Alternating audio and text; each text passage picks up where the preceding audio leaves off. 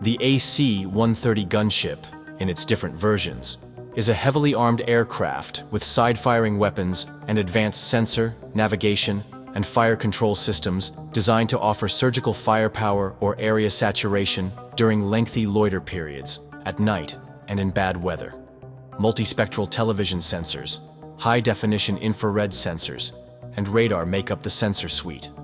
These sensors allow the gunship to detect friendly ground forces and targets visually or electronically at any time and in any location. Close air support, air interdiction, and armed reconnaissance are the main roles of the AC-130. Troops in contact, convoy escort, and point air defense are all close air support operations. Air interdiction operations include strike coordination, reconnaissance, and armed overwatch mission sets that are carried out against pre-planned targets or targets of opportunity.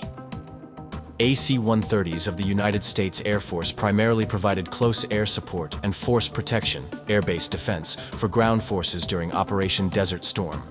On February 26, 1991, Captain Richard S. Beef Haddad and First Lieutenant Randall L. Bright, both members of the 711th Special Operations Squadron at Duke Field, Florida, were assigned to a mission over a road connecting Kuwait City and Baghdad, as reported by Paul H. Larson, Headquarters Air Force Reserve Command History Office, in the article, The Ghost Over the Highway.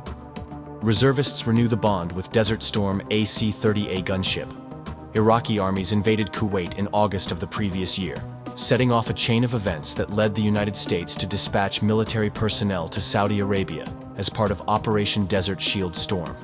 These actions included the 711th Special Operations Squadron. Iraqi military trucks exiting Kuwait and returning to Iraq clogged the road. Major Michael N. Wilson and Major Clay McCutcheon and two other reservists piloted the lead AC-130 as the 711th Special Operations Squadron raced to block Iraqi soldiers from Kuwait to Iraq. Wilson and McCutcheon assessed that they lacked sufficient fuel to complete the task. As a result, they radioed Haddad, pleading with him to get up here and hurry up. Haddad observed that his aircraft's autopilot system was not operating while en route.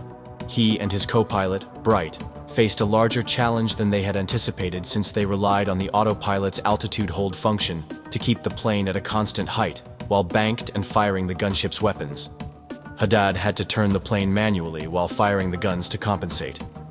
Bright knelt in his seat, facing an equally difficult challenge of simultaneously operating the aircraft's throttles and yoke to maintain a constant height. Haddad, Bright, and the rest of the reservists on board the plane stayed in position to complete the mission, firing their guns with little resistance, a situation that altered swiftly. Haddad and his companions learned that their efforts had not gone unnoticed as they began to depart the kill box. Master Sergeant Dondu, the illuminator operator, eagerly exclaimed, "Missile launch," over the radio as they went south. Haddad increased power and dived the plane in response, while the aircraft's navigator, Captain Jose Davidson, fired flares to counter the missile.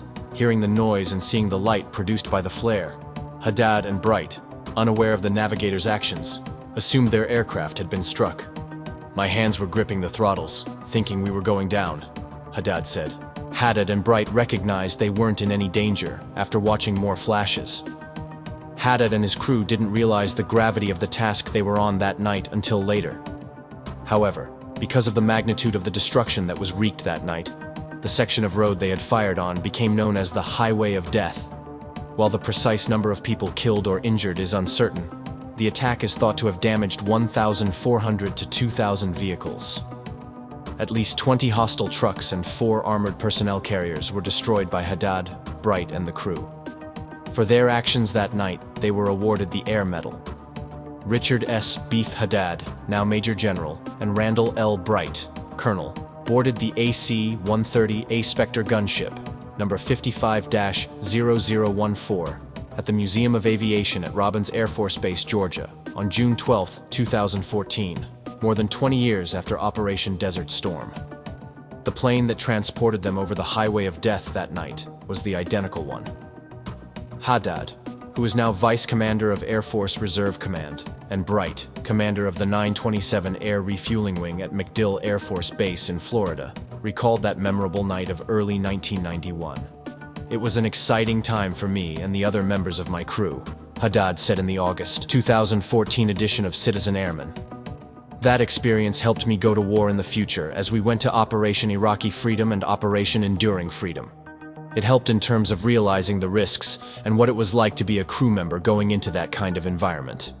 Bright, like Haddad, claimed that the event had a lasting impact on him and his career, because it was always something I could hang my hat on.